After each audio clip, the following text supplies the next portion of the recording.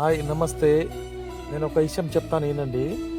మనం ఎందుకు పుడుతున్నామో, ఎందుకు చస్తున్నామో ఎవ్వరికీ తెలియదు. మనం బతికినన్ని రోజులు మనకు మగపిల్లలే కావాలి, మనకు ఆడపిల్లలు వద్దని కడుపు నుంచి కడుపులనే చంపేస్తున్నారు చూసినావా? అది ఎంత పెద్ద నేరమో ఎవరికీ అర్థం కావట్లేదు.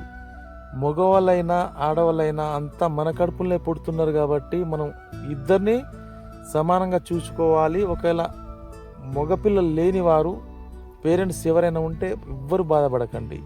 మీకు ఆడపిల్లలు ఎక్కడ తక్కువ చేస్తారు?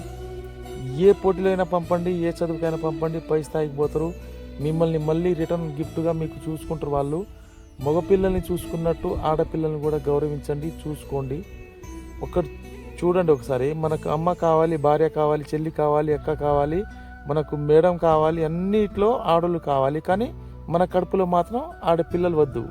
ఇది ఎక్కడ న్యాయం? మీరు ఒకసారి ఆలోచించండి.